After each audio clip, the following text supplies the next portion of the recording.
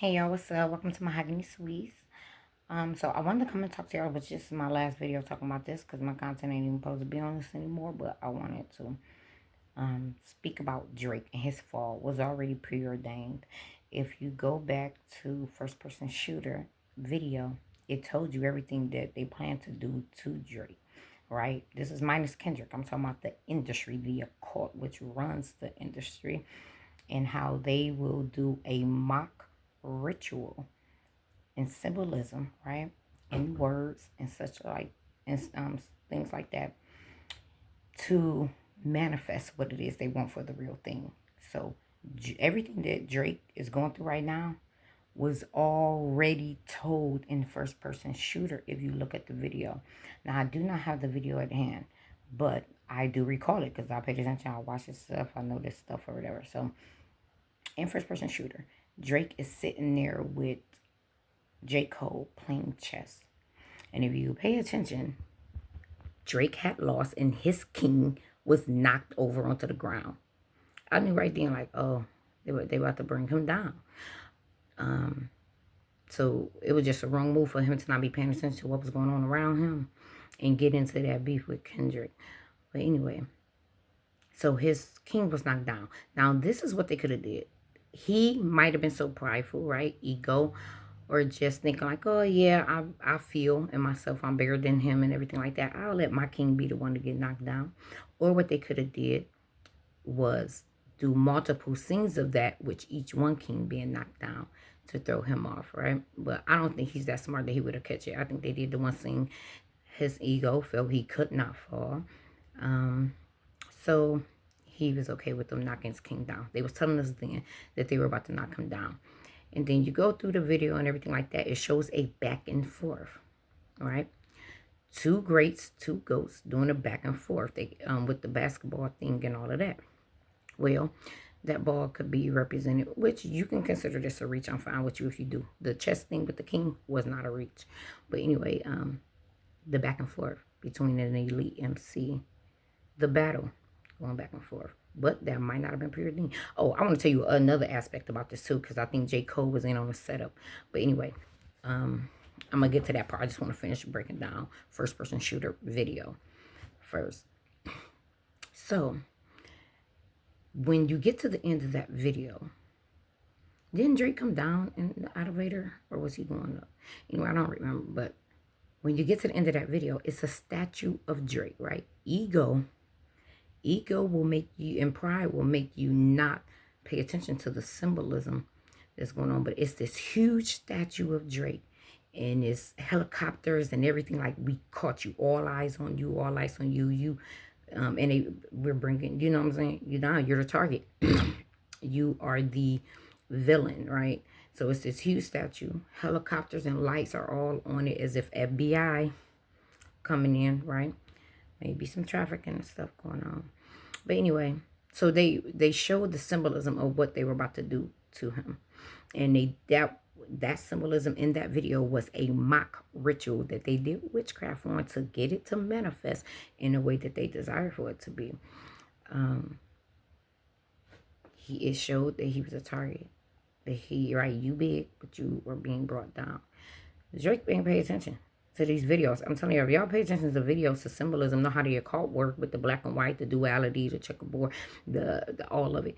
Because there's a whole bunch of warlocks and witches and sorcerers and stuff running these industries. But anyway, so that was already telling us. Videos, they show us a lot and telling us. So sometime when you looking at videos, you need to, have you ever watched a video and you was thinking like, what the song is about, the video really doesn't match to a degree?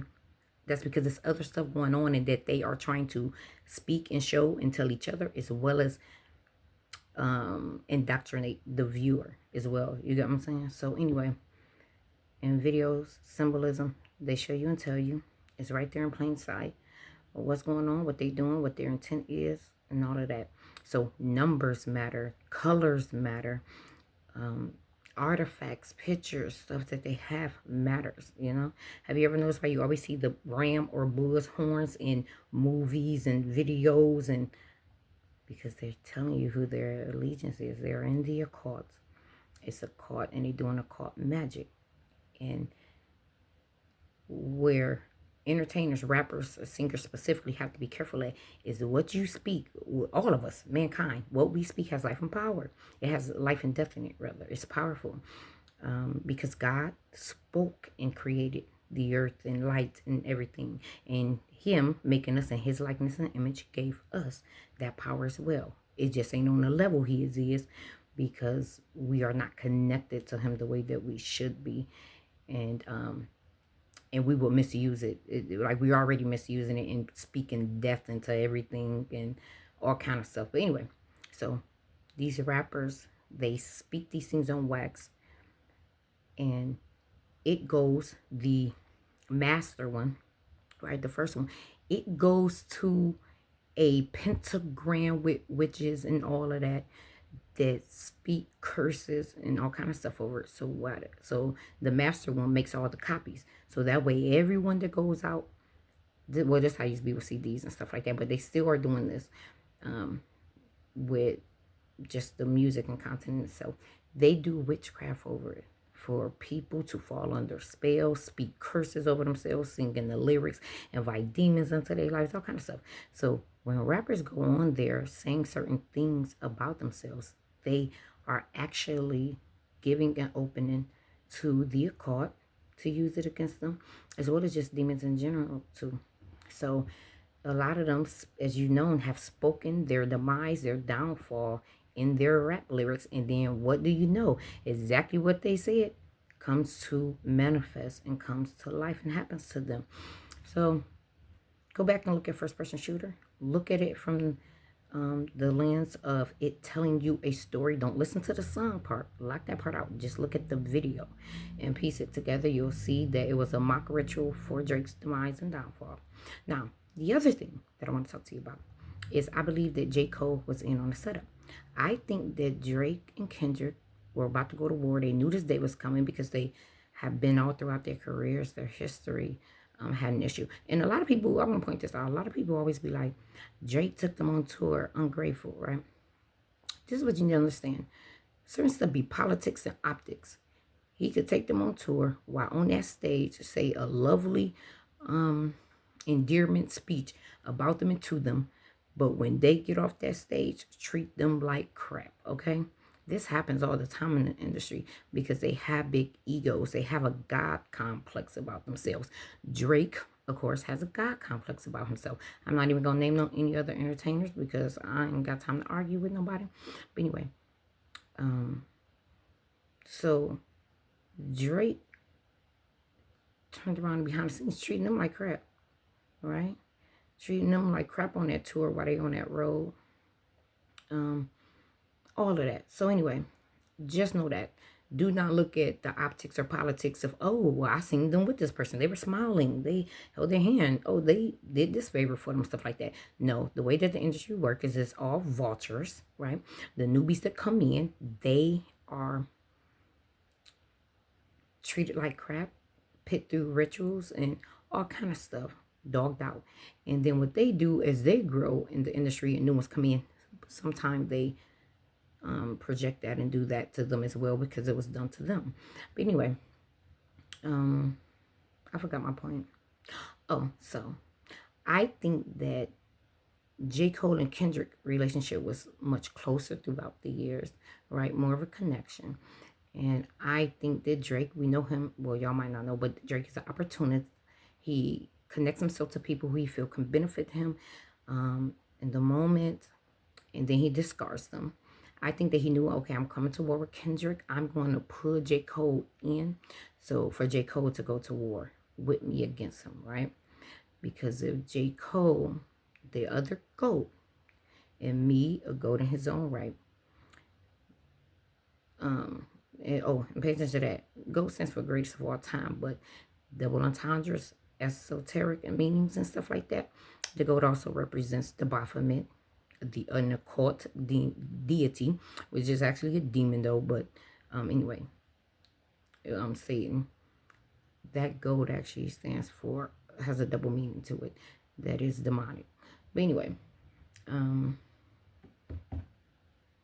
So he was thinking if J. Cole and me, with our fan bases combined, going against Kendrick, I will win. I will dominate. I will have the favor of everyone. I think that J. Cole looked at it and knew, like, oh, you just trying to use me. And yeah, you can call yourself buttering me up.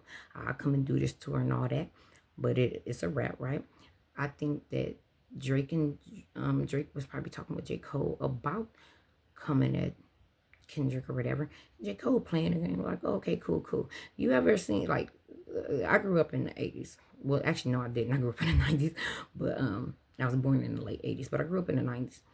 And it was one of those situations where Kendrick and Drake beefing, J. Cole trying to pull a mutual friend. I mean, Drake trying to pull a mutual friend to his side, and that mutual friend is closer to the other one, and he walks him out to get him to come out the yard to get his behind beat, right? Like, yeah, okay, you talking all this bad stuff, but now you acting scary when Kendrick trying to throw them bows.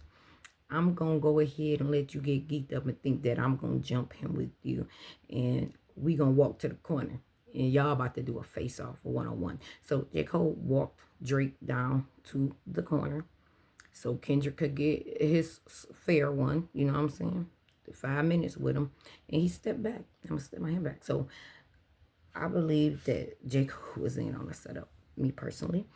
That's why he named it Might Delete Later. That's why he was not taking a heavier approach at throwing jabs at Kendrick or whatever. And that's why he did turn around and delete it and apologize. And he stepped out the way. Now, have Kendrick and J. Cole still been speaking to each other through the music? Yes, they have.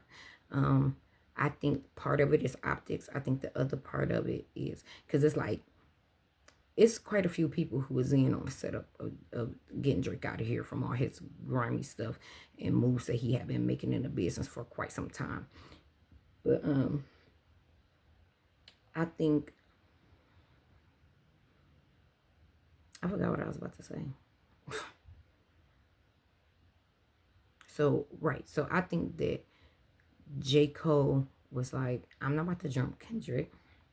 I'm cool with him. I actually have a greater connection with him. Even though I think, oh, yeah, I think back in the day, I think the ruffle in their relationship was that J. Cole might have been a little jealous of Kendrick for a minute. You know what I'm saying? And that's what caused a slight divide for a minute. But I think that J. Cole got his confidence, his own lane, knew and secure in who he is and how great he is, and his confidence boosted to where he was like, okay, yeah, I can say I to you without feeling any inferiority or jealousy. Not saying that Kendrick is better than J. Cole. I don't care to argue with y'all. Just saying that don't mean that a person might not feel someone is. You get what I'm saying? So I think they had a little competition, but it wasn't enough to where it broke the relationship. The bond was still there. So they have been speaking back and forth to each other. Oh, right, that's what I'm saying. So I think part of it's optics politics and also keeping Drake unaware of who his moles were. So let me get to that, who the moles were. SZA was a mole. Drake does have an issue with women, especially black women. I think that Drake has a thing where, from being a nerdy boy who girls really didn't wasn't really interested in you, and these other guys, like these other rappers, being the ones who always got the girl he wanted, that he internalized that, which is why he goes and sleep with their women, right? Like, I can get the same girl as you now too. But I think he dogs those women because he look at it, I know that if it wasn't for my fame or my money, you would not choose me. So I think he has an internal like hate maybe towards black women, resentment or whatever.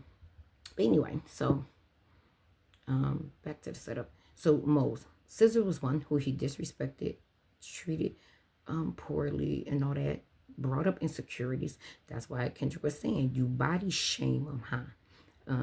And he was talking about body shaming women, fetishizing them and stuff like that. He treats women horribly. So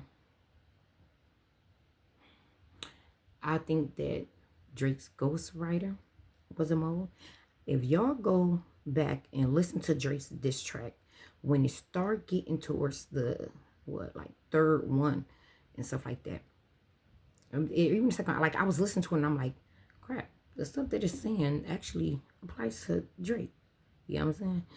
But when you get to the heart part 6, that's where the Mo, who was a ghostwriter, showed his hand, and I think Drake still ain't catch it. That's why Kendrick said the metaphors don't reach you. They would go over his head. Like he misinterpreted what he meant about the type of girls you like. Drake go with talking about race, right? That's the other thing I want y'all to know. Kendrick is not the one who brought up race. Drake is. Drake go to talking about I like black, white, and everything in between. Kendrick was not talking about race when he said the type of girls you like, because they confuse themselves with a real woman. Kendrick was talking about the mentality, the caliber of the type of women that he goes for. Strippers, prostitutes, OnlyFans girls, those type of women. And then he treat them like trash because he feel and thinks low of them. But somehow Drake thought that meant race. Now, when you listen to the Heart Part 6, the Mo was talking to Drake about Drake, having Drake speak it. I want y'all to go back and listen to this track in the idea that the Mo was his ghostwriter. And it was as if in the Heart Part 6, the ghostwriter was revealing himself that he was a Mo, essentially, because those lyrics literally applied to Drake or made Drake look bad. And it went over Drake's head. He did not catch it because he was the one who was so desperate. See, the ghostwriter said in that song, Heart Part 6, you so desperate that you're not paying attention, da da da da. It's talking to Drake. So go back and listen to the Heart Part 6 as if it's a ghostwriter talking to Drake. The other most, JCole, SZA, the ghostwriter. 40 been spilling beans by his business. I think his baby mama. The one that is named Sophie. That's a webcam porn star girl. Because I wish I had to. It was quite a few modes. Drake was too paranoid, too egotistical, too rushed in it that everything was spinning too fast for him. He could not keep up. One of the things that this beef made me see is it has not been Drake that is calculated and smart and ahead of the game. It has been the team around him who has made him look good and who has calculated his steps. Because once they took their hands off, and as you see, he clearly was on his own to a degree with this. The boy is slow. He's kind of slow, all right? He couldn't keep up or make wise decisions concerning anything. He puts his foot in his mouth a lot. He lies a lot, and it's obvious. He projects a lot. So just go back and check it out and look at it from that viewpoint and see if you catch what I'm saying.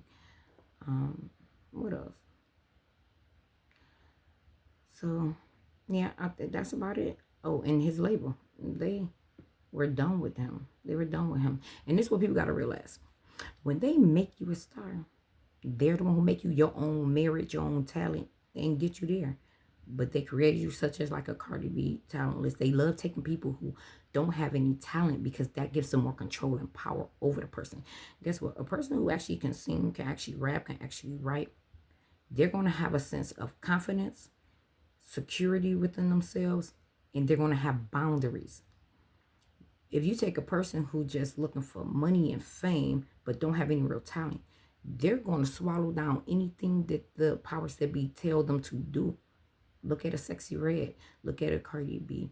Look at these women. They have no respect for themselves and very low self-esteem, all kind of stuff. So it makes it easier for them to break these people down and make them a puppet for them and do what they tell them to do.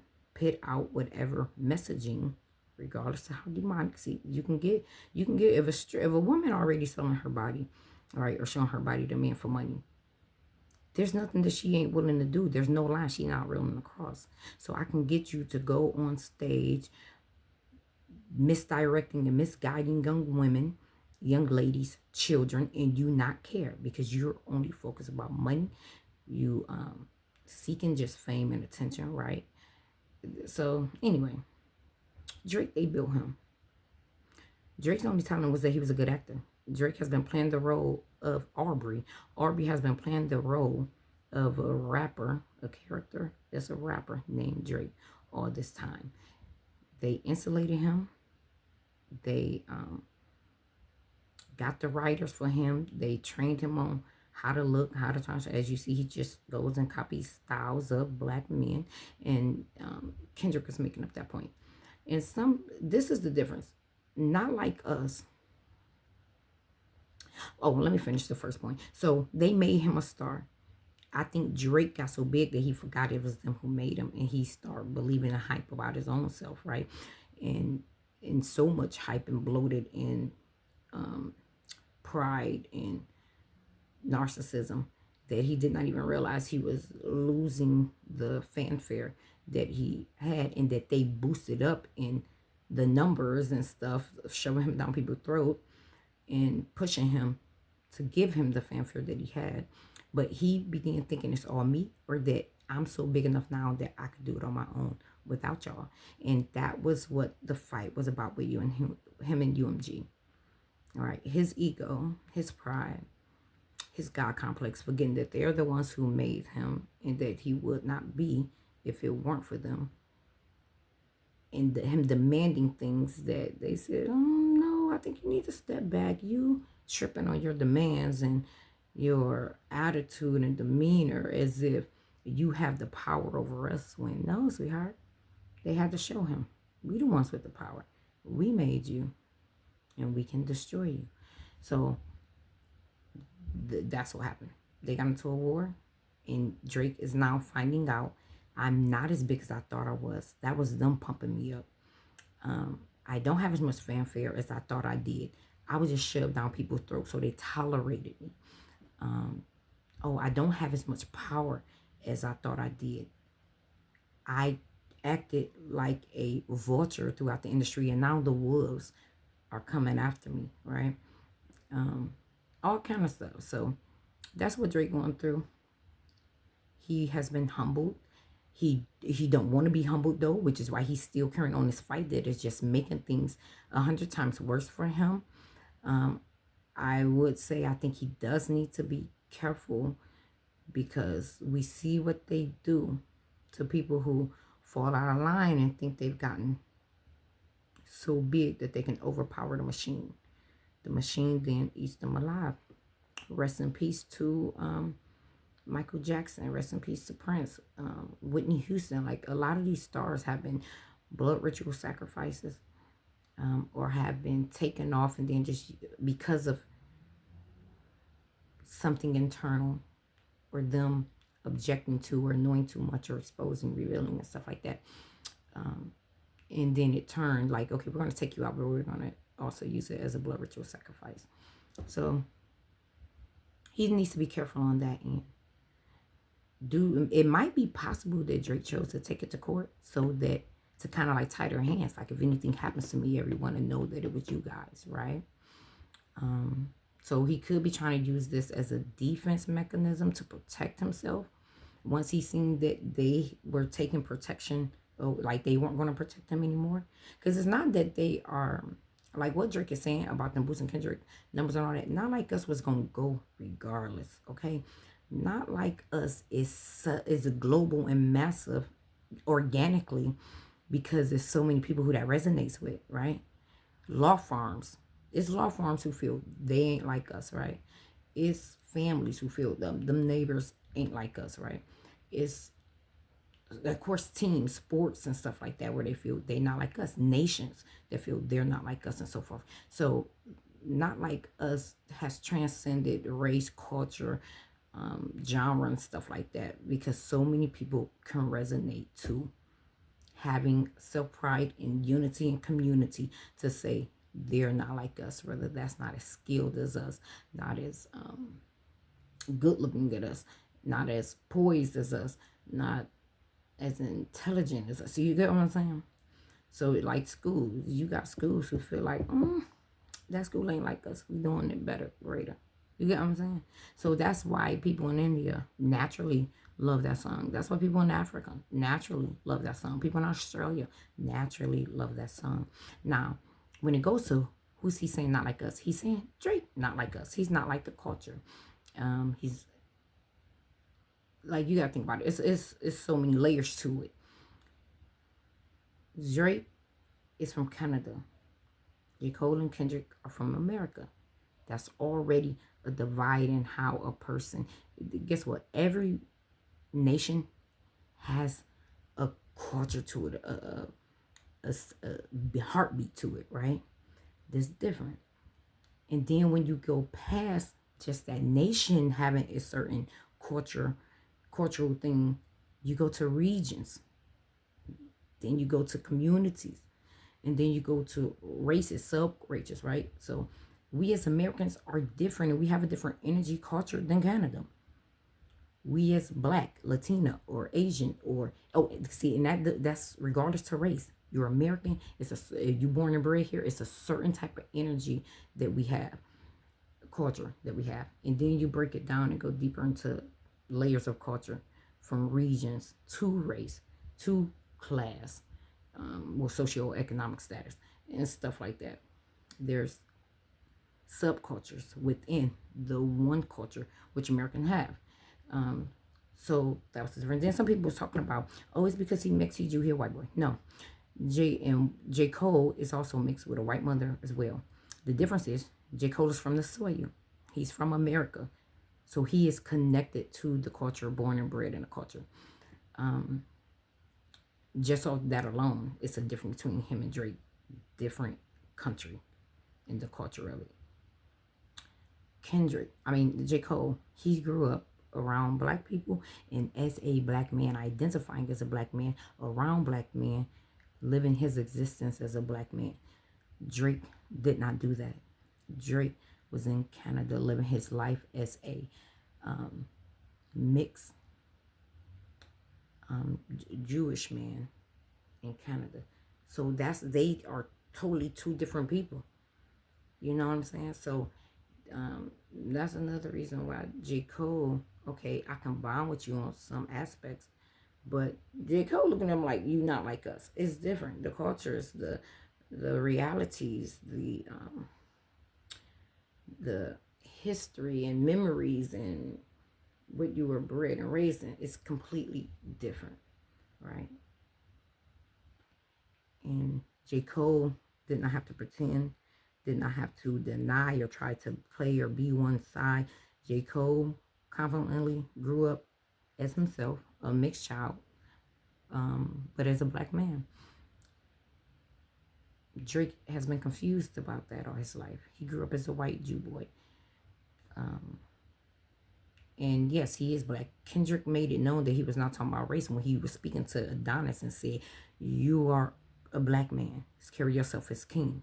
So Kendrick was letting you know, I'm not talking about race. I'm talking about culture, mentality. I'm talking about skill set. I'm talking about realness, authenticity. I'm talking about ideology, right? Ideology is different. So that's all I wanted to come and talk to y'all about. Let me know if you think that JCole did set him up, walk him down there to the corner to have a one-on-one, a fair one. Let me know if you see through Heart Part 6 that ghostwriter was definitely a mole talking to Drake, about Drake, and Drake still ain't figured out. Let me know if you watched the first person shooter video to see the mock ritual that they did, the industry, the heads behind did to bring him down. Bye-bye. Hope you enjoyed the video.